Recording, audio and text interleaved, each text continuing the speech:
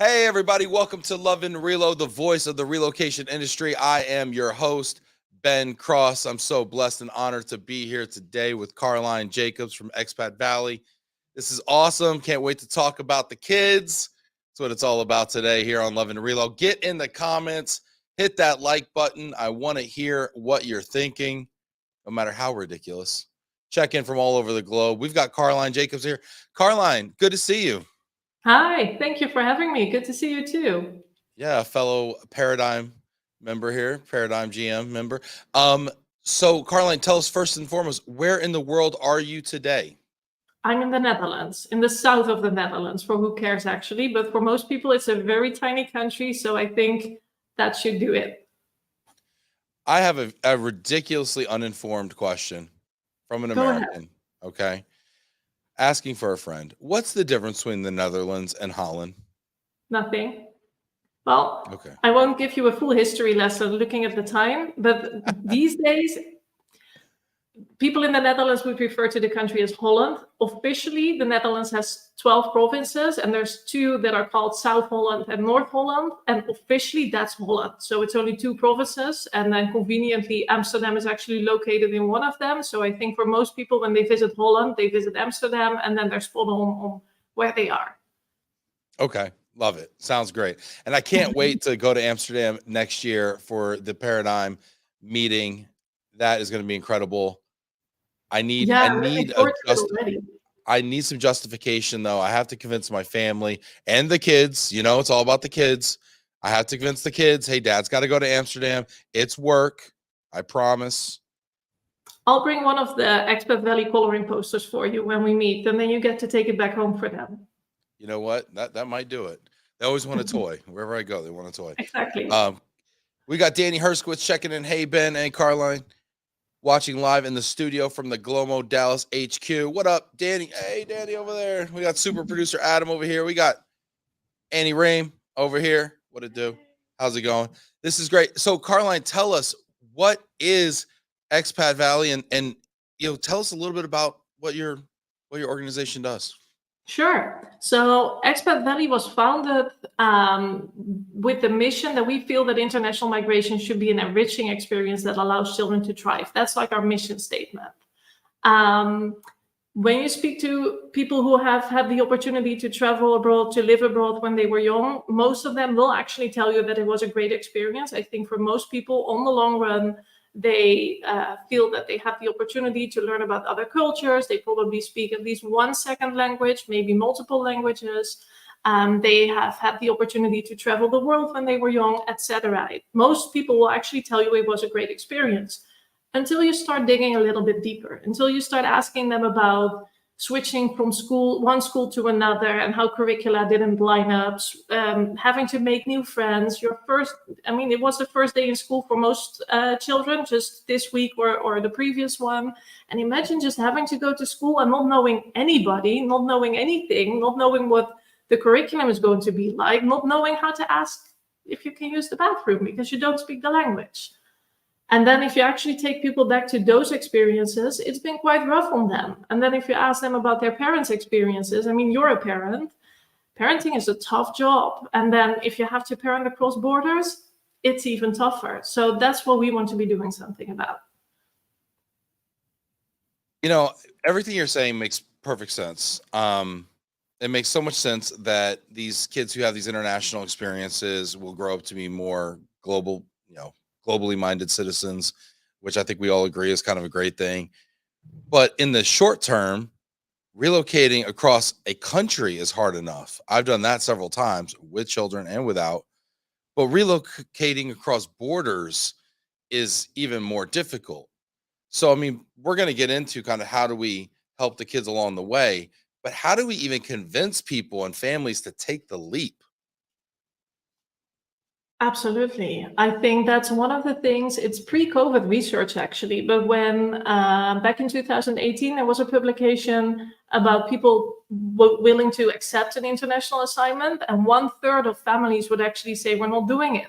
just for the reason of their family being uncomfortable with the upcoming move. And this is pre-COVID. I think what we're hearing these days, not sure if there's anybody who has an exact data point already, but families are hesitant, and they are in a position to be hesitant. I mean, earlier this year, I was in a conversation with somebody who told me, like, the war on talent is over, talent has won. The labor market currently actually allows people to pick and choose from whatever job opportunity they're interested in, and that means that it needs to work for them, for their spouse, partner, and for their children.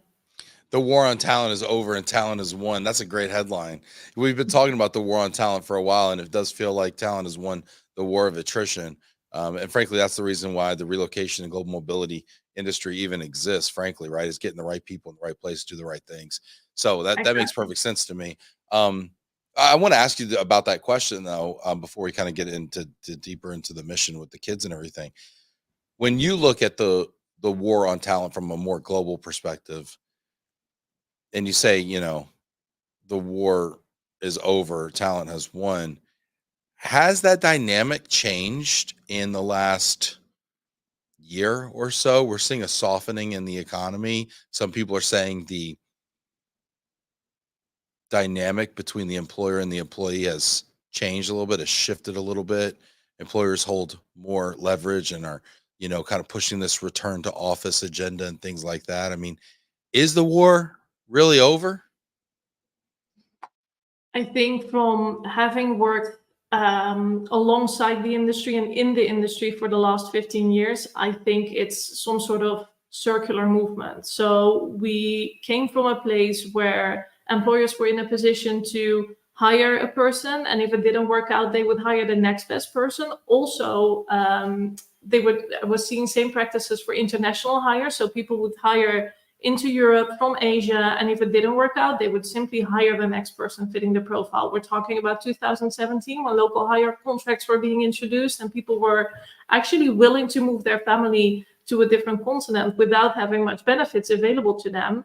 Whereas these days, yeah, I think you're right. In the last year, the shift is already returning, but I think we've started conversations about employee well-being on a level that we haven't seen them before. At least not in my lifetime. I'm not that old, but I've been in the labor market for a number of years, and I think this is the first time that we're actually talking about people pushing back on things that are taking away from their family time. And some organizations are accepting that, and those organizations are in a position where they are more equipped to select from a greater talent pool than the organizations who are, for example, as you name it, pushing for return to office agendas. You know, is this enhanced focus on employee well-being, is it a fad, a short-term trend, or do you think it's a long-term trend? I would hope it's a long-term trend. But I remember when COVID first hit and we were seeing the reality of people not feeling well enough to work in a much greater extent than we were seeing, for example, with burnouts, which is another sort of pandemic that has its influence on the workforce. I would hope that the combination of the younger generations entering the labor market, who have higher demands for their employer, who have higher demands for their employment, aligning with their values and aligning with what they want to get out of their lives, and employers having the realization of, if I take good care of my people, then they'll work harder, they'll be more productive. I hope it's a good synergy, and that actually brings us to a number of years that we have this on the agenda, and perhaps enough years to actually see the data turning into real stories. I mean, there's all these 4 workday stories that actually have companies be more productive than if they have the same people working for 5 days. So fingers crossed, I'm hopeful. You're hopeful, and you talk about the data and the stories you're saying. What are some of the trends, and how are these trends, manifesting themselves in real life changes, to the work week, or to the arrangements, let's just say. What are some of the things specifically that you're seeing for maybe for kind of people, organizations out there that are thinking about different things they can do? In what capacity, you mean? Well, I mean, you're talking about 4-day work weeks, right? You're talking about other types of concessions or benefits, or the way that companies operate in order to consider the well-being of employees. What are some of the specific changes that you've seen? Yeah. What are some of the things you're saying out there? So of course, I'm looking at the labor market and the global workforce industry through a specific lens. So I think by no means I'm a generalistic expert on this.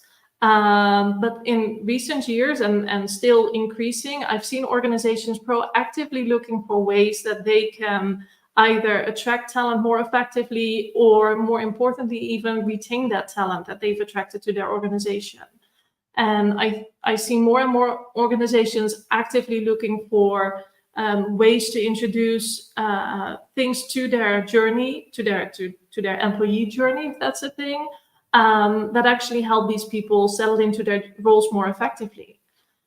Whether they actually continue doing so, that's of course still a tricky question to answer. And the ability for them to settle into their roles, I mean, largely, I found personally, has to do with how well their family is settled in to that destination. Absolutely. Right. And I think that's kind of where Expat Valley comes in. So tell me a little bit about Expat Valley's origin story and how was the company founded? So there's two stories actually coming together.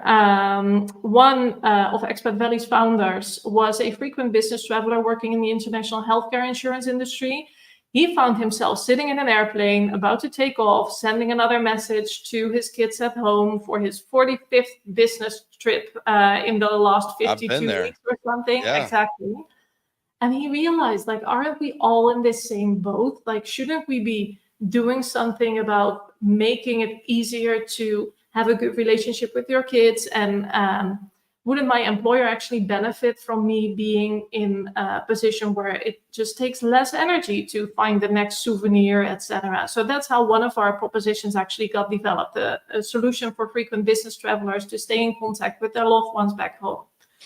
And then you sort of merge that with my personal story. I was a children's therapist when I got a text message back in 2009, I think it was, from my now husband asking me, what about Shanghai?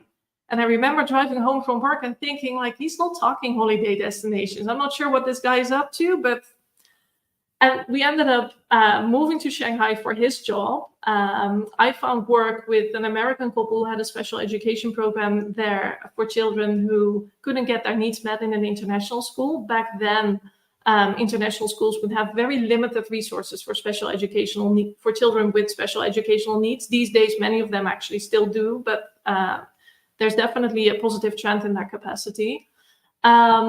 And having worked as a children's therapist in that kind of environment, I just realized, like, we're making this too hard. The same kids are running into the same issues without having any sort of safety net for these children. And parents would run into the same issues without having information readily available.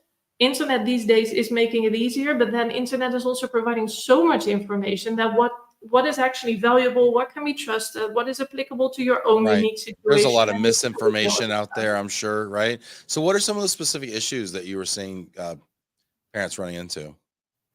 What I see that parents are running into is that it's almost as if the industry is implying that you'll be all right, because there's no resources, there's no information being provided to you. I mean, no, perhaps I'm putting this out there too black and white. There's a little bit of gray in there, definitely. But typically, if you're moving to another country with your family, the amount of support that you're getting, the in-depth questions about your children's needs, it's quite limited. So most families are feeling that when they run into issues, it must be something very unique to their family. And if you're in this position that you've been offered a very nice opportunity, perhaps there's a very good pay involved, you want to avoid that you're triggering your employer into thinking that you might not be a good fit for that job. So you're not bringing it to your employer, and you're forfeiting the opportunity to get an expert involved. I imagine, I mean, that makes a lot of sense to me, right? It's like, so I relocated all the way to Shanghai, and I want to be a company, a good company employee, right? And I want to, I don't want to look like I'm weak, or I don't know what I'm doing, or I can't hack it when I'm in an office full of people who live in Shanghai and do just fine, right? But meanwhile, at home, my life is in turmoil, and maybe I have children whose needs aren't met, or maybe my spouse or significant other is really have a hard time grappling with this change. And those are existential crises for families. And you're right. Sometimes I think all too often, even in industries where we know what these issues are, we choose to turn kind of a blind eye and ask employees, even without saying so, maybe to your point, to like check it at the door and not bring those issues into the workplace. Um, Well, in and I the end, got that's what you want, right? You want the person to sit on their chair and actually be able to do their job and not worry about home or having to text their partner, checking in on how are the kids today. Like, you want them to actually be effective at doing whatever it is you hired them for.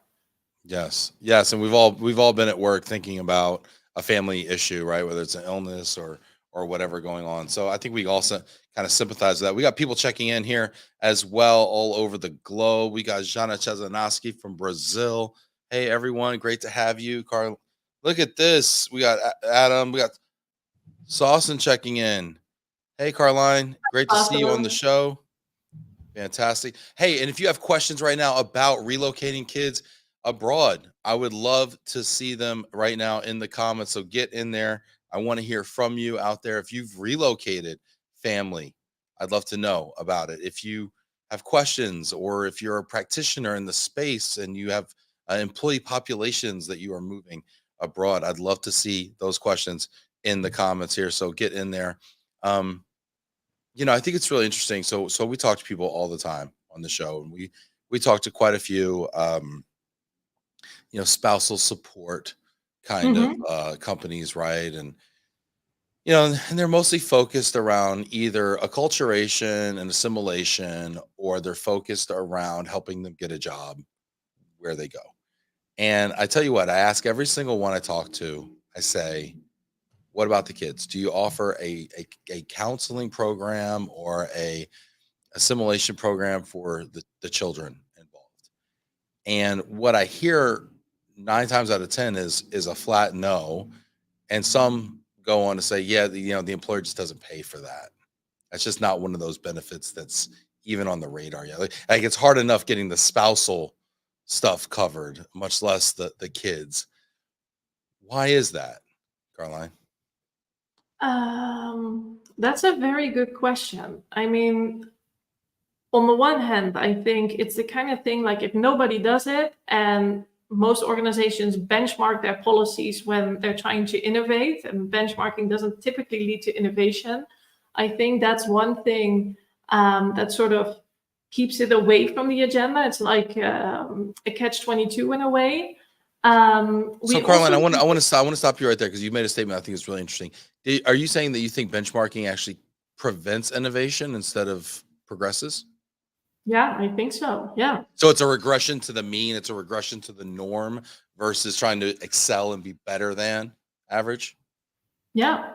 Hmm. When it comes to actually reviewing and thinking about, are we meeting our goals? Are we having people sit on their chair or stand in whatever place that they need to be working and do their work effectively? I think we tend to be asking them about existing services and existing support that's available to them. And then, of course, we're looking at the services through a lens of sustainability, which I think has allowed us to remove some of the elements that perhaps weren't as necessary to an effective international journey. But looking at it from a perspective of, okay, what do we actually need? Like, if we would restart and rebuild our program, I'd be surprised that the conclusion would be to not do something about the children, because the data shows that, I mentioned the 1/3 of assignment refusals.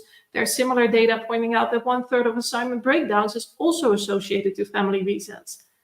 Why are we not doing anything about that? Yeah, that's a fantastic question.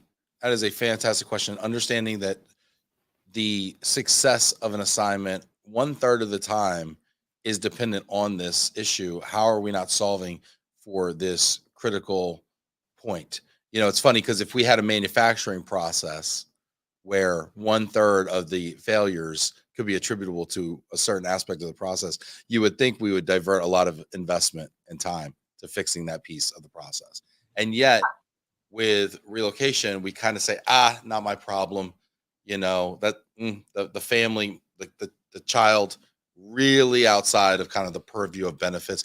Yet that same employer will cover medical benefits, will potentially cover childcare benefits, right? Might even have a scholarship fund for employees' children, right, to go to college. But they don't really care for them during the relocation process. Well, Why and do you think? Yeah, where's it's a that disconnect combination coming from? of that lack of awareness, but also to your point, the services do need to be available and accessible. And I think if you look at what's in the landscape of service offerings for children and their parents from the perspective of international relocation, it tends to be either focused on one area. And I think there's some great providers out there who, for example, give educational advice to international families. But that doesn't cover everything that a child might need to successfully relocate. Or it's the type of organizations that are relatively small, 1 or 2 person type of organizations. If you're a corporate organization with a large group of international employees, that's not the right fit for you. So I think that's the kind of space that Expat Valley tries to occupy. Like, how can we make those types of services available, but with a one-stop shop type of solution? So when you're a corporate and you want children's support services, you have them in place, and we figure out with the family what it actually is that they need. And I think previously that wasn't available. I want to get into those services that you offer, and I want to talk about why each one is important. I want to take some questions real quick. Karlijn, what do you say? Can we take some questions and comments? Sure, happy to do so. Fantastic. All right, we're going to try to get to everybody's questions, so keep them coming in. If you have questions about relocating kids internationally, put them in the comments. We have expert Karlijn Jacobs here from Expat Valley, and we will be answering those questions today. Comment number 1, Jana Chesnowski says, today I had a conversation about getting language as part of the DE&I budget in corporations. That's crucial for kids and anyone's inclusion, right? Have you gotten into that topic, the topic of language? I actually love the idea of putting language lessons in the DE&I budget. And the same goes for any type of cultural training as well, of course. So if you want a family, and then in particular children, but this goes for all family members, if you were to ask me, if you want them to successfully relocate to another country, and if you want for them to stay in that country for a longer period than, I guess, a year, their connection and their sense of belonging to the local community is incredibly important. And to have any connection between human beings, typically language is essential. So of course you can ask of a family to learn the language by themselves. There's all sorts of cool apps. I maintain my Chinese via Duolingo, but I trust that won't actually, like, if I were to relocate back to Shanghai, I'm not sure if my Duolingo lessons would help me get around. And I'm a language fanatic, but my husband isn't. I remember when I joined him on his assignment, as soon as I was taking up lessons, he's like, I'm done with it, because nobody was making him do it. So I think if you as an organization are invested in something like this, that means you need to invest in something like this. And I agree with Jana's point that if you put it in the DE&I budget, it actually aligns with inclusion. So it would make sense to put it there. Yeah, it's a great question, Jana. And so many language experts have been on the show and talked about and illustrated the point of how language can, I guess it includes us by default, but it can be such an exclusionary issue as well. And they've illustrated it so beautifully. Let's see here. We've got more questions. Johan, what's up, Johan? Hey, Karlijn, how do you consider the boundary lines of parent-employer responsibility for considering the family? Do we just expect employers to raise our kids, Karlijn? What is the boundary? Well, I'm working for myself, so I guess this is true for me, and you're a CEO, so in a way your employer is raising your kids, but I'd be doing a better job, Karlijn. I'll be honest with you. Glomo does not offer my kids the support they should get.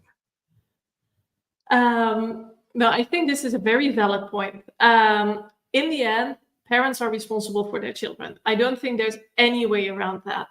However, I think employers are a stakeholder in the well-being of these children. Back to the point of people being effective at work, back to the point of people actually staying in their jobs long-term because they settled in well to their new country. So I don't think an employer should ever try and force a parent in a certain direction. I don't think that's the right way to go. But if as an employer you can facilitate a parent, or if you can make sure that they have the right kind of information to base their decisions on, if they know as a parent that they need to be thinking about multilingualism and education and the social-emotional impact of moving, etc. And if as an employer you're normalizing these kind of things, so you make this family feel less unique in the experience, I think you're doing a great job. And if the family then decides not to take up on that kind of support, well, that's up to them, of course. If they have other resources, if they have a different preference, yeah, that's up to them. I hear more and more, so we're in the recruitment business, right? That's what Glomo does. And so we had an EVP talking to us yesterday who was asking us if we see a reluctance to relocate. And the number one, well, first we're seeing companies that just don't offer it, but the number one reluctance to relocate issue I'm getting is, oh, I have kids in school. Oh, they have friend groups. They're playing sports. They're really entrenched in their social circles. Or they're taking AP chemistry or advanced placement math, and they're on this college track to get into it's probably to be sorely disappointed. But anyway, they're very invested in this track, and I couldn't possibly move them. I feel like there's a major opportunity as the managed relocation industry that we're all a part of for us to figure out and solve for that. So that's what I love about the story and the narrative you're talking about is how actually beneficial this is for kids, because I think we think of it as a damaging thing, but it's actually something that can propel them forward. If well managed, yes. And imagine being If able well to managed. put something like an international relocation on your track record.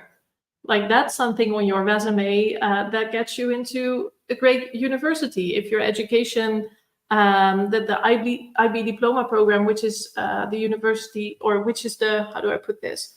The diploma program in most international high schools, that's accredited by, as far as I know, pretty much any university worldwide. However, you do need to manage this. You need to manage the expectations of the family. You need to tell them what is possible, what's going to be the short-term impact, what's going to be the long-term impact. And you need to show that the way that they value their child's education and they value their child's future, that you share that value. And it's not something that you are willing to exchange just to offer the employee the job and get them to accept the assignment. Yeah, this is interesting. We got some really, really great conversations going here. Get in the comments if you have questions about managing the relocation process with children, how to do it effectively, what services you may need. We're going to get into all that as well here with Karlijn Jacobs. Sarah has a question. When families move, their children are their most precious cargo. Yes, Sarah, you're absolutely right. Jillian goes on to say, are there services to help get the kids involved with sports or other activities outside of school? Yes. I've recently done a big project with a bunch of relocation companies actually who were looking to see what they could do for families who were traveling abroad. And what I found very, very interesting is that most of these organizations were actually very tuned into the fact that whatever was very unique to their local environment is something that international families need to have support with. There was a conversation in a company in South America, for example, where any kind of sports or activity club is like, how do I put this in English? Like a country club membership type of thing. Like you don't get in unless you get like a recommendation by somebody else, etc. So as part of their very standard DSP services, they were offering this kind of thing.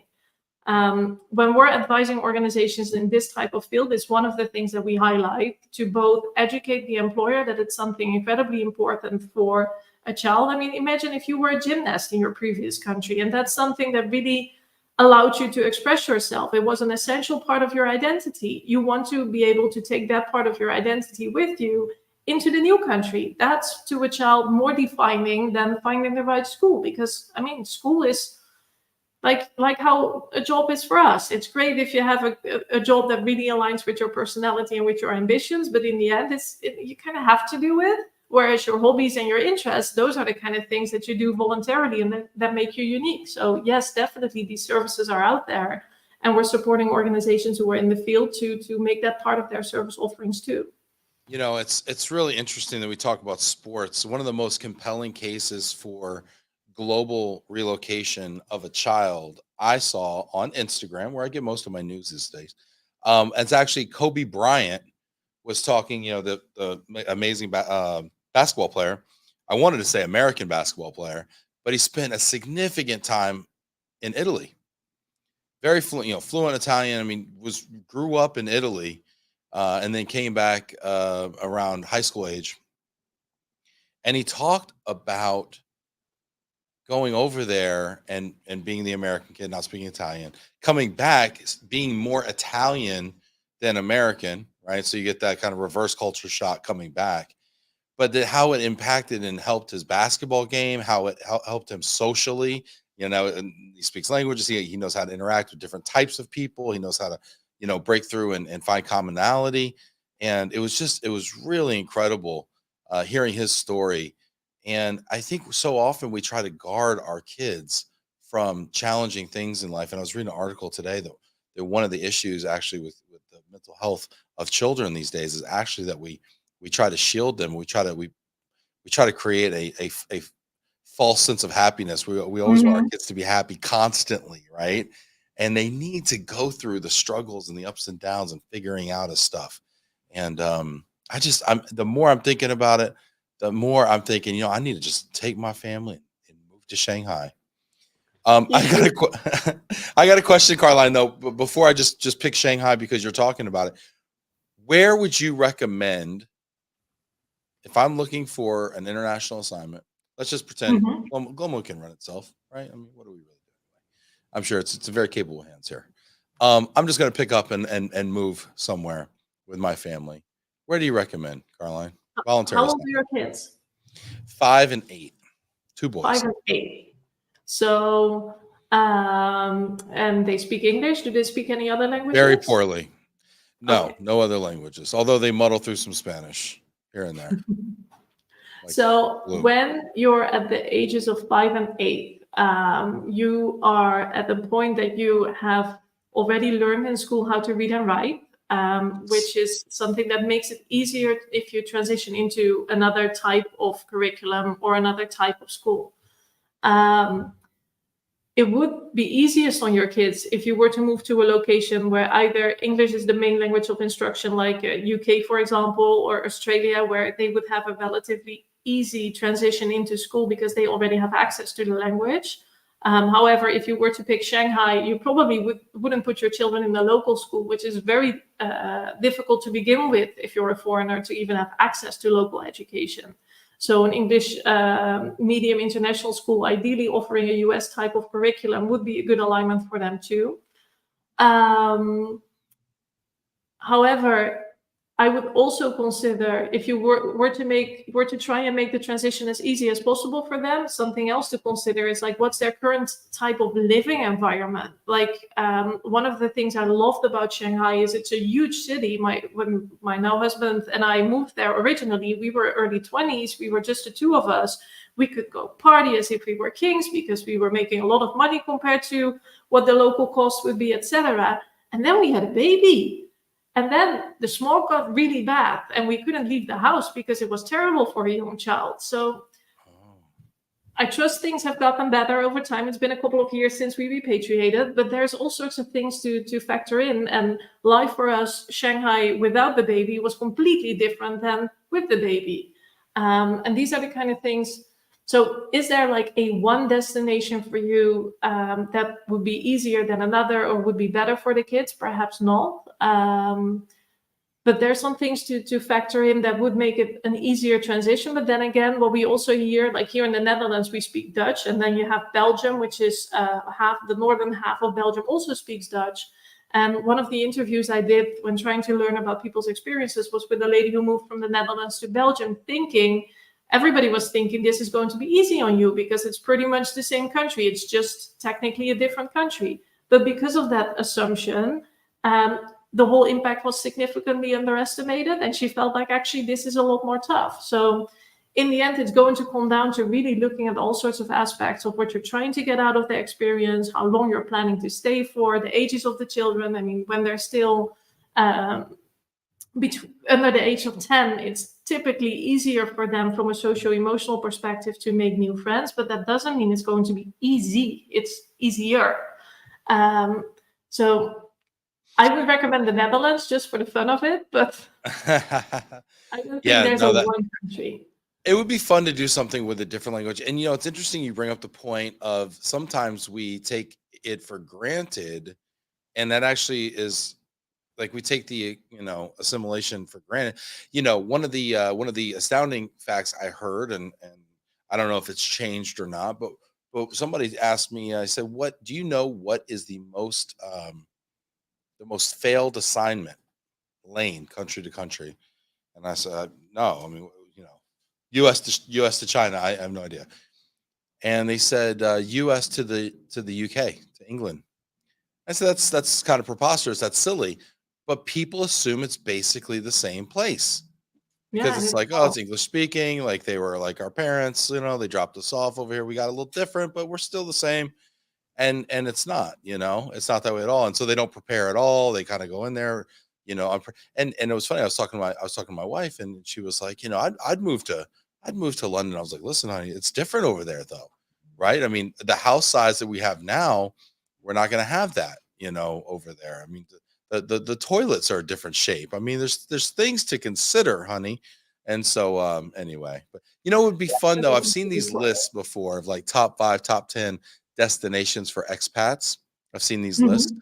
I wonder how different that list would be if it was a top 10 destinations for expat children.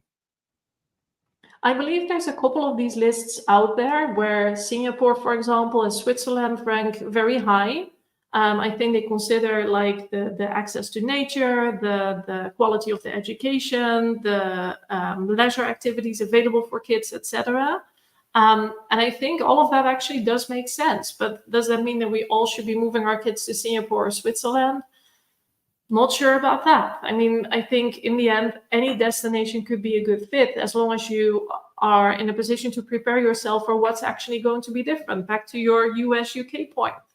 I think when I moved to China, I was rather prepared for how different China was going to be. My big culture shock was working for an American owned company because these people looked like me and it was like the communication was somewhat easier. And then we would have all these misunderstandings because of that assumption that we were more similar. Well, actually, we weren't. Yeah, really, really interesting. We've got another question here from Sarah Schmidt. Sarah says, what are some ways to prepare children for a smooth shift to a new hometown? So let me try and give a short, not too long answer to this question. So the more that a child is actually able to visualize and to have an impression of what life in a new country is going to be like, the easier it is for them to actually mentally prepare. So as an adult, we're already somewhat struggling with the idea of what's the new living environment going to be like, what are we going to eat, etc. But we have some sort of capacity to think about what it's going to be or just let it go. For a child, it's like they have an idea of what it's going to be like up until the point that they reach the airport. And after that, it's typically one big black hole of unknownness. So if we are in a position to show them some streets, like use Google Maps or Street View or whatever, so they can walk around town already for a little bit. Make sure that you have certain family rituals. Like if you're used to having a Sunday roast dinner as a family, make sure that you have that in the agenda the very first Sunday after the move. So make sure that that agenda of things that a child is used to simply continues after that moving day. I always give the tip to families to already pick out like 2 or 3 highlights. Like, is there a theme park or is there like a national park or is there some sort of activity that you're sure that the kids will enjoy in the new location? Book it, put it in the agenda, make sure that they have something to look forward to as they would have with any kind of vacation. Language, I think we covered that it helps for them to be able to access their environment, especially if you're a kid. Like, not sure if any of you recalls this experience from a foreign country, but especially if you're visiting a country that has a very different alphabet than what you're used to, Mm. all of a sudden you're aware of how much language is actually around you because you can't read anything anymore. Well, that's sort of what life is like from a child's perspective in a new country. Wow. Those are great tips. I love the idea of using Google Street View to walk around the neighborhood, maybe find the nearest park, check out the swing set or the jungle gym, as we say. I think that's really interesting. I like the idea of keeping the schedules as similar as you can. So obviously you're totally changing everything and yet there's ways to keep the schedules, and we know children are creatures of habit. So those are some really great tips here. I want to ask you, I promised we'd go back to this, Karlijn. I want to ask you, tell us more in depth about the services that Expat Valley offers. So Expat Valley started based on 2 toolkits, kits with a D, pun intended, obviously.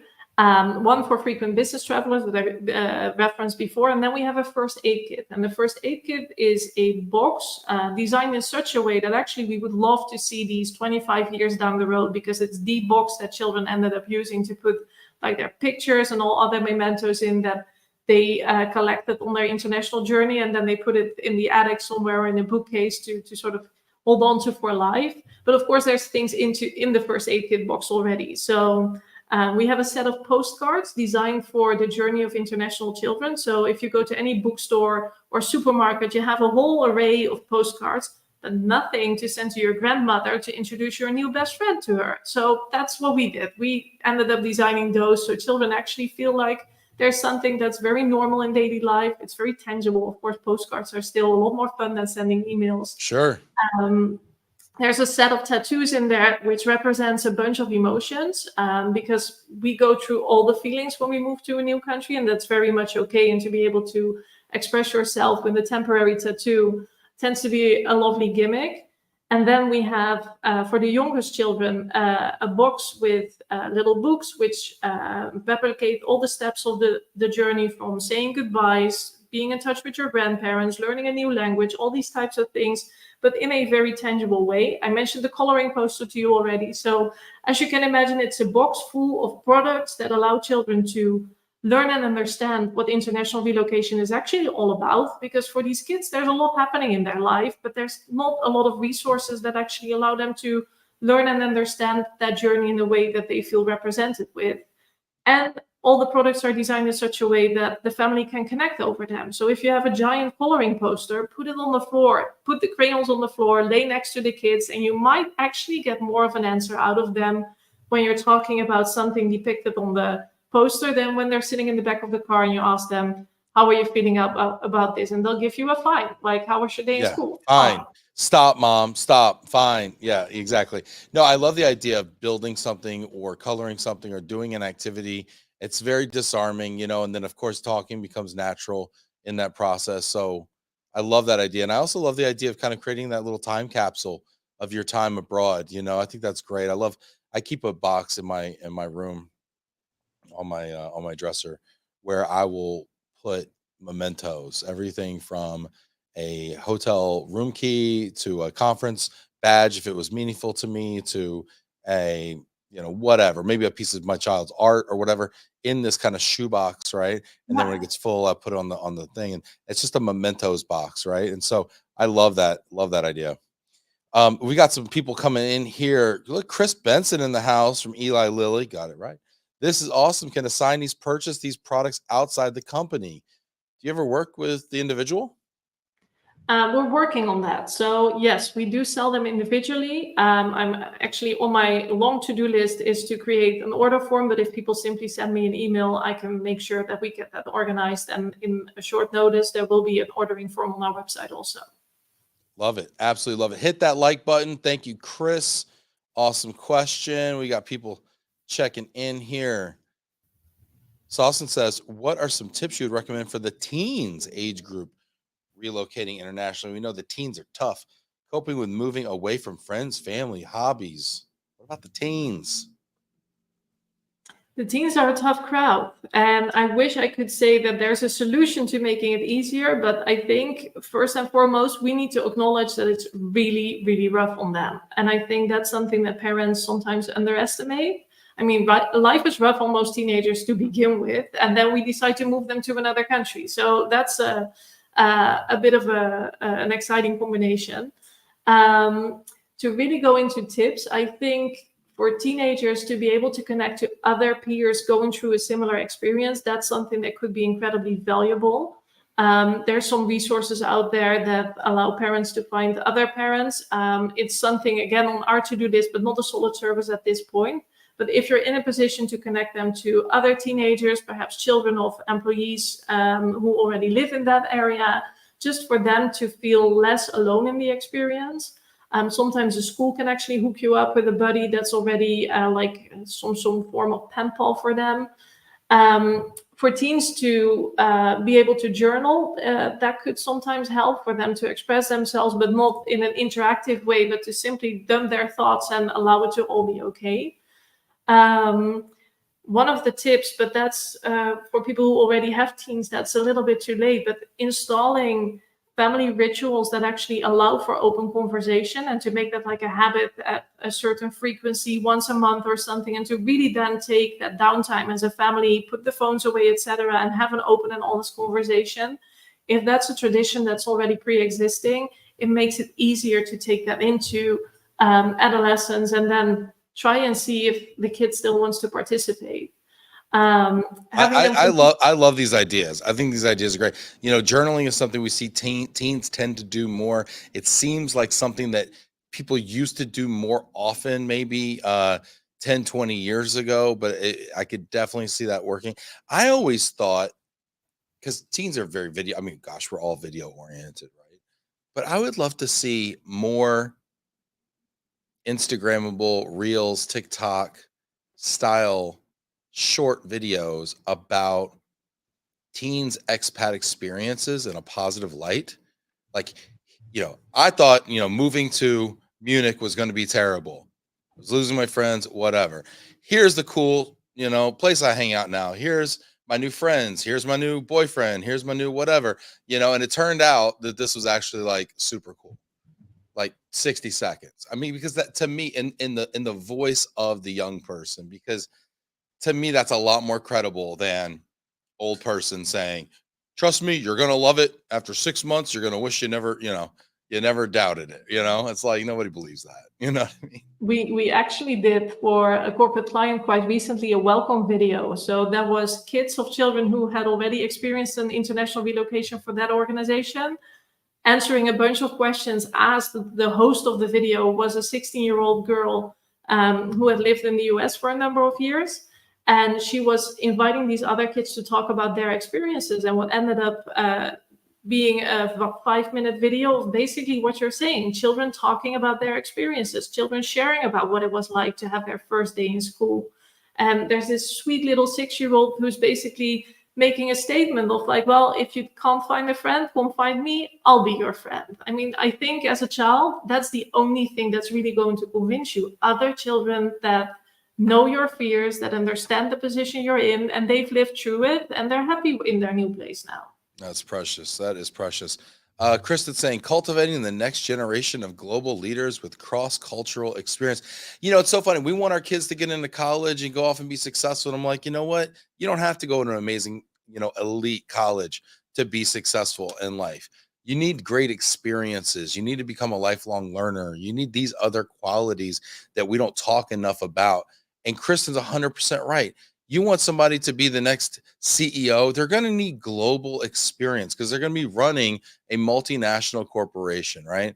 So it's like this is the kind of experience that you're not going to get in a classroom. I love it, Kristen. Kristen saying, "Hi, Ben and Karlijn." What did she say? Great to see you. Great to see you both discussing this important topic. I love the idea of keeping some family traditions from home as you embark on new adventures and journeys. Yeah, the traditions are important, right? That continuity, that common thread. Yeah, I agree, Karlijn. I think that's really great. We are. Oh, let's see. We got one more comment here from Sarah Schmidt coming in. Many international schools turn over 30% of kids every year, so they're always a big bunch of new kids, all looking for friends. Yeah, yeah, that's interesting. So Absolutely true. you're not going to be the new kid. You're going to be a third of the kids are going to be new kids. Yeah, that's a great point, Sarah. Let's have some fun here. You want to have a little fun, Karlijn? Yeah, always go for it. All right. I've heard about this Dutch sense of humor. Let's see what happens here. All right. So we're going to do two things here. We got a top five. Let's do our top five first. We're going to do a top five lightning round. I'm a food person, Karlijn. Okay. Be honest with you. I'm going to tell you a secret. I like food. Okay. Top five national cuisines. Number 5. Indian food, you said. Is that I is love that number Indian 5? food. That's number 1, I think. But I mean, I have a top 5, and I think they could all be in the same spot. But Indian food, and then especially the spicy food, I love it. Yeah, I love Indian food. I actually read something somewhere that said the reason Indian food is so hypnotically, uniquely, mesmerizingly delicious is because if you think about tastes on a color wheel, like as if it was a color wheel, and you have the primary colors, right? You have red, yellow, and blue, right? And they're opposite one another on the color wheel, right? And then the colors next to them are kind of like complementary, whatever. Most cuisines, like French cuisine, they have mirepoix, they have these things, they tend to group things together, and kind of pair them nicely, right? Everybody wants to pair things. Indian is one of the few cuisines that actually jumps the flavor wheel. And so it combines opposite flavors together. So it'll combine That sweet and makes sense. sour, or it'll combine savory and spicy. Whatever. I don't know, bad example, but you know what I mean. And Yeah, I you was like, have a wow, that normal is lassi with your fascinating. lamb vindaloo. Yeah, there you go. Exactly. Let's see what else. Tell me about this Yeah, one. I cheated on this one a little bit because I realized that Chinese would have been the national, but then I think I wouldn't do the country justice if I were to put that 1.3 billion people's cuisines into one bucket. So in the Sichuan province, they grow this little pepper. If I remember it correctly, they call it the malatang effect. And what it basically does when you chew on it, it numbs your mouth a little bit. It's like as if you eat that candy that makes that sound when you put it in your mouth. It has a little bit of a similar effect. And then it's spicy or salty or like very tasteful cuisine. And it's just a combination of you want to keep eating, but then your mouth is telling you to stop because the numbness. It's an interesting experience and amazing food. It used to be one of our favorite places to go when we were living in Shanghai. I agree with you. There's Chinese food and then there's Sichuan Chinese food. And Sichuan Chinese food, it's kind of been a recent thing that I've started to see places. We get some really good stuff here in Dallas. I had some really nice Sichuan cuisine over in London as well. But that you find it in pockets, and it takes Chinese food to like a whole nother level. It's just Absolutely. phenomenal. I love that. I love that spice you're talking about. All right, next. Yeah, who doesn't love Thai food, right? Oh, Thai is gorgeous. Thai is similar to Indian in the same regard, where they will Yeah, combine, that and they makes also sense. do curries and stuff, right? And they'll combine the two styles. It's also hot, like Indian too, even hotter probably. I love Thai. Absolutely, yeah. What is your favorite Thai dish? Um, What's the go-to? We used to eat soft shell crab in a sauce. I don't know what sauce it was like, but that's just an amazing thing. That have you had soft shell crab before? I have had a lot of soft shell crab. I love soft shell crab. I like it in my sushi. I like it on a nice po' boy. I'll eat it a la carte, but I've never had it at a Thai restaurant. Yeah, in a Thai curry. I Oh, think I could give you the address still, but you'd have to go to Shanghai. what color curry? Green, yellow, red, Orange, orange. One of those. orange yellowy. Orange yellow. Beautiful. Wow, get me hungry. Next. So if you are in the Netherlands and you go to a Chinese restaurant, they will serve you nasi goreng, satay ayam, and all sorts of things that have nothing to do with China. Can't find them in China unless you go to an Indonesian restaurant. And I mean, the Netherlands and Indonesia have some history together. I think that's why we have a lot of Indonesian cuisine here. But it's just amazing food. And I guess when I look at your food color wheel, it probably will have a similar story there. Mhm. We actually got married in Bali, I think partially for the cuisine. We didn't want to get married in Shanghai. We didn't want to get married in the Netherlands. And then my husband just had me pick any location in the world. So yeah, there you go. Hey, that's a lovely proposition. And Karen Gerba says, sounds wonderful. Yeah, it does, doesn't it? You're right. Bali, I mean, an amazing wedding destination. You hear about it all the time, but I always think it's for the pictures and the natural beauty. I don't hear as much about the food. So very interesting. What else we got, Adam? Dutch food. Tell me more. I was actually doubting between this or Italian, and then there's a couple of other cuisines. But in the Netherlands, I think I do need to put in some national pride here. We have a very funny cuisine. Most of our dishes are borrowed or adaptations from like other cultural dishes. We have a lot of these supermarket brands that will resell you like pad thai or whatever. But the Dutch cuisine, I think there's three things that we're really good at. We are great at winter food. And one of the things you can eat here is basically it's baby food, but then with the smoked sausage and bacon on the side. It's mashed potatoes, onions, and carrots. All Mash them all pureed. together. We call it hutspot. And it's just amazing. And then another thing that we do is we eat our French fries with mayonnaise and fried meat. Bitter balls. I didn't make up the name. It's basically like a ragu covered in this crispy stuff. You deep fry it. It's amazing. It's like Wow. TGIF bar food. It's the best thing. You can wake people up in the middle of the night for it. I love it. I can't wait to have that when I go visit. All right, I'll let's see see what when you're in Amsterdam. I can't wait. That'd be amazing. This sounds great here. Let's do one more game. One more game. You feeling playful? Let's do one more game. All right. Sure. All right. This one's got to be fast here. We're gonna play overrated, underrated. Do you know how to play this game? Think so. 2 rules. I'm gonna give you a topic. You tell me if it is either overrated or underrated. Second rules. I will tell you if you are correct. Let's begin. Minimalist design, overrated or underrated? Overrated. Ooh. Tell me more. So, and I'm not sure if you can see it from the background, but we live in a pre-war 1930s house, and this house just asks for lush decoration. And I used to appreciate the minimalist design style, but then just being able to add more fluff and more things and just more trinkets and gold and shiny and glitter to your house, and it just works. I mean, glitter makes you happy, right? Plain white Yes. surfaces, Yes. maybe for a little bit because it's clean, but glitter makes you happy for a long period of time. So Yeah. overrated. Yeah, I agree. Minimalism's for sociopaths. Just kidding.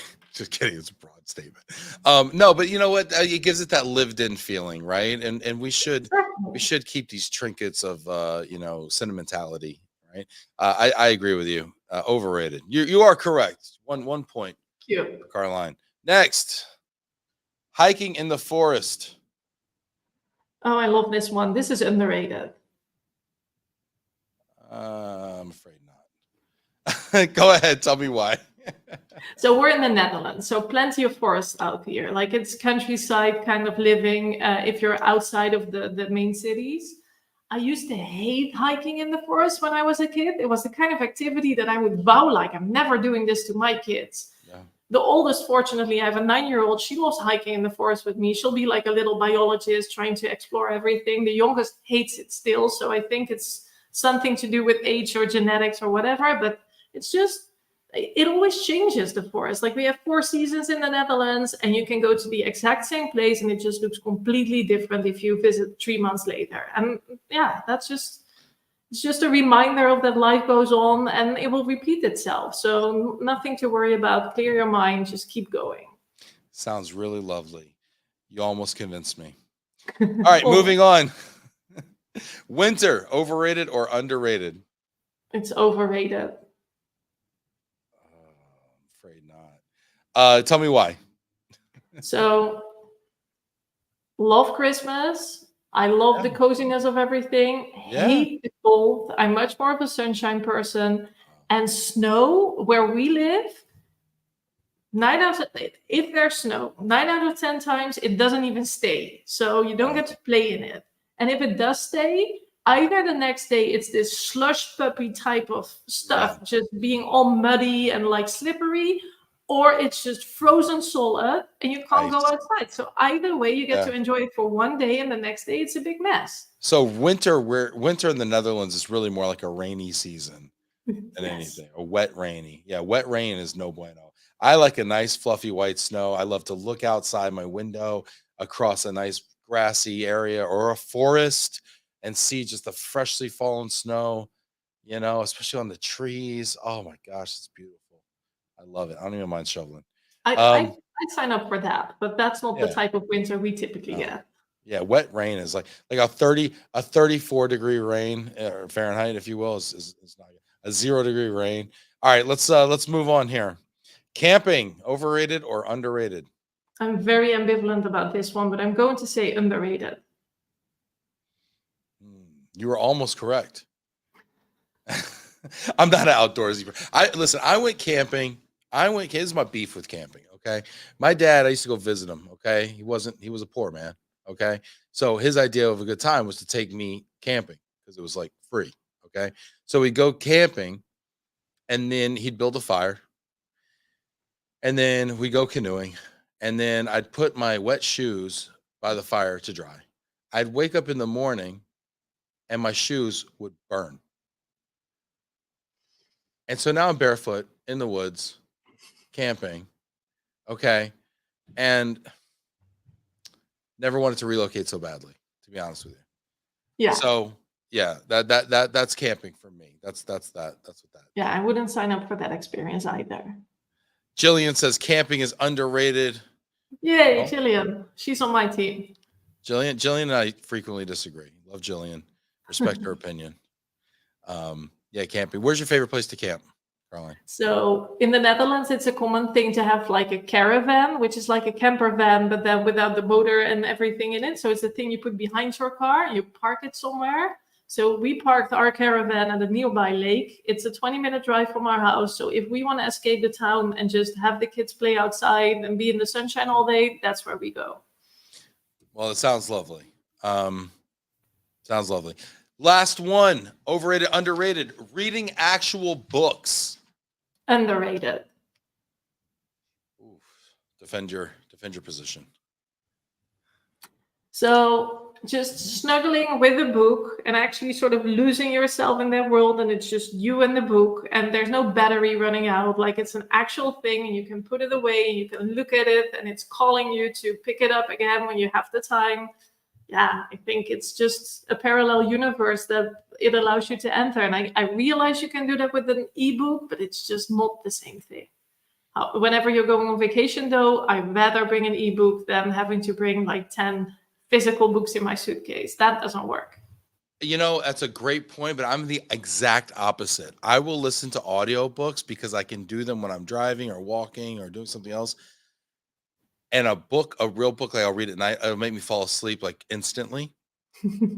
But I do love a book. The only time I read a physical book is like a murder mystery or something on vacation. When I go on vacation, I'll stop by the store and like call me, old fashioned, and I'll pick up a little paperback, crime novel or, something just that I don't have to think about, Whereas during the year, I'm reading like professional development books and like things that make you a better person or whatever. But no, I love a good paperback on a plane or on a beach or by a pool or whatever. Gosh, it sounds lovely. All right, I'll give you that one. Reading actual books, Thank underrated. Very great. Karlijn Jacobs, this has been fantastic. Do you want to leave us maybe with just a final thought as we prepare to depart for the day? Yeah, so for those organizations listening and thinking like, where do I start? So if you're not sure you want to do something for the kids, just start with an ambition. Think about it. Like, what's the experience that you would want for these children to have as part of the support that you're offering to them? Formulate that ambition, and then everything becomes a lot easier from there. Fantastic final words there. Thanks everybody for joining. Hit that like button. Send some love out to Karlijn in the Netherlands. And Karlijn, I can't wait to see you maybe next year in Amsterdam. That'd be awesome. Looking forward to it. Take care, everybody.